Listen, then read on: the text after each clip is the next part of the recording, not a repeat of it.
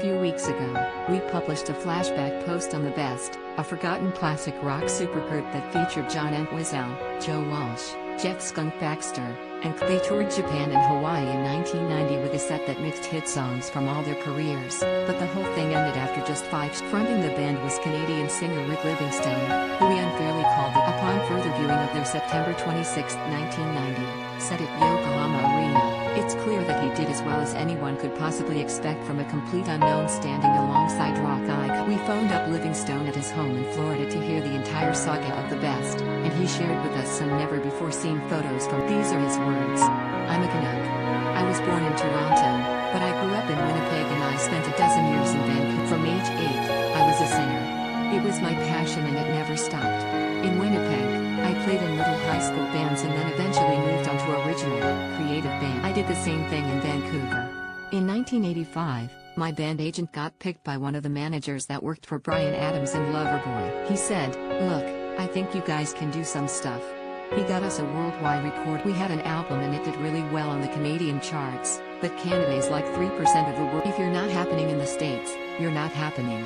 Flashback, Joe Walsh, John Entwistle, and Keith Emerson formed short-lived supergroup drummer Chad Cromwell on his years with Neil Young, Mark Knopfler, and Joe Walsh Country's 15 highest drug Odes, Paul McCartney's 40 greatest solo songs. But we got that recording contract from Virgin Records. They contracted Jeff "Skunk" Baxter to be our producer, and it got released and it did fairly well. But like I said, so what? Anyway, I developed a great relationship with Baxter and he was heading back to Los Angeles. He said, "Look, I've been dying to start my own band at some point and I'd like you to be the singer." I said, "Okay, sure." So I eventually moved down to Los Angeles and spent 2 years on his. I got to know him pretty well, day in, day out.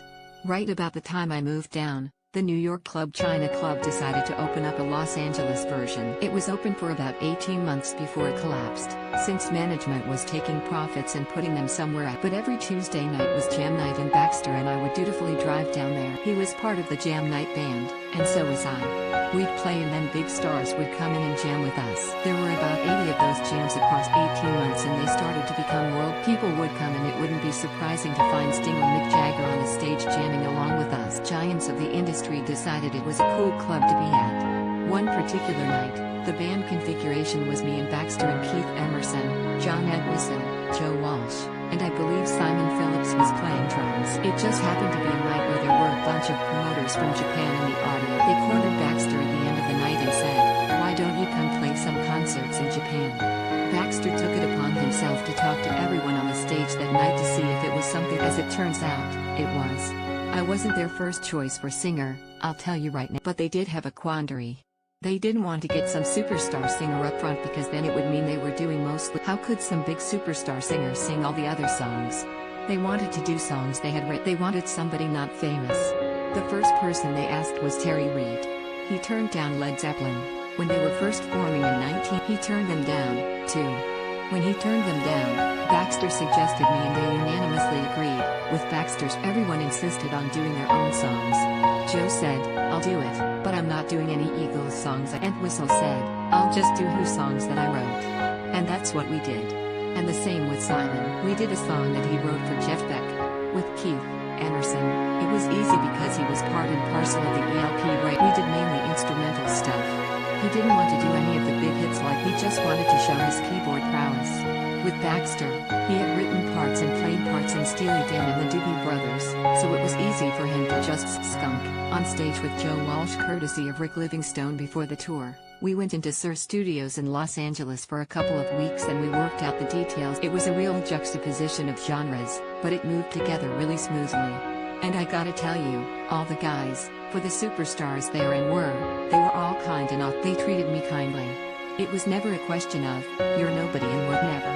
I was the only one that hadn't sold 9 billion albums on that stage.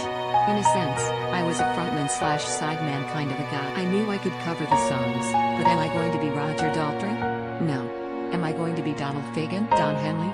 No. I'm not going to be any of those guys. I'm not. I just have to do them. At one point we were doing an Entwistle song called Too Late the Hero. It has a flute intro and I play flute. John said, "Come with me." I got in his car and we drove down to Guitar Center. "Here's a flute, learn the part, you're playing the started, and Joe Walsh bought me leather pants from someplace. They were all genuine, authentic. Skunk in a borrowed steward's outfit on a plane during a tour with the best. Courtesy of Rick Livingstone, we were contracted to play 4 dates in Japan and 1 in. But when we got to the outdoor stadium in Osaka, it was a monsoon. There was 3 feet of water in the stadium, so we took the whole thing to a local bar and just played. Obviously, you can't fit the number of people from a stadium into a bar, but we had a good time, mainly It wasn't nerve-wracking on stage, but I could feel the adrenaline because, aside from a performance I'd done in Canada where there were 1 million people watching on TV for a charity gig, it was the largest crowd I'd ever. There were 20,000 people or more in the various arenas we played. But when those lights are shining on you, you can't see anything. There was talk of doing more shows, but a funny series of events happened after we. At first, Keith was like, "We're doing an ELP reunion tour."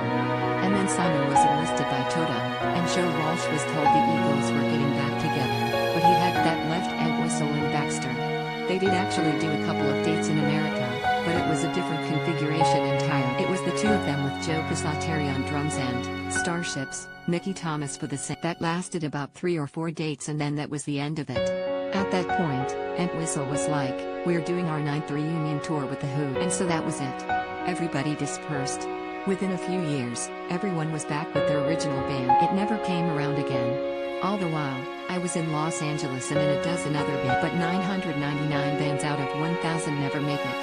They say that preparation meets opportunity and blah, blah, blah, but most of the time, it doesn't happen. I've worked with great musicians, but there's a lot of great music. I've met a lot of kitchen musicians that are better than the guys making millions of dollars selling records. That's not the point. That's not how it happens in this business. But in a sense, I never really grabbed that golden ring by the hand and hung onto it. It allowed me to become a man. I got married. I had a daughter, Tanner. She's 22 now and a singer-songwriter just started. Meanwhile, I developed a promising television career. In order to keep one foot in the music world, I became a music supervisor, music editor guy. And while it wasn't singing, which is what my passion is, it was lucrative because it was television in Los Angeles. I've been nominated for 8 Emmys. All this time, Baxter has remained. About 4 years ago, he was being honored at the NAMM convention. All of the surviving members of the best were in the audience, and Baxter asked me to sing with. That was the last time I saw Keith Emerson. He died 3 weeks later. Footage of the Yokohama Arena Best show disappeared until it showed up on YouTube around 2008. At first I was like, "Oh, this is cool. We did this over 15 years ago." And then I started reading some of the and, wow. It was my first experience with that sort of thing. I never had to read about myself in the paper or any. The comments just devastated me. It took me a little while to get over it. Then reading on, I would go like, "They're trashing me pretty badly, but they're trashing John and Baxter. They're saying that Keith can't play like he used to." Everyone wanted to get on there and say bad things about everybody. It took me a while to realize that it was just hate, that's it. Why let that influence your life when you're trying to be a loving, kind person and trying to surround yourself with those kinds of people? And hey, what do I care?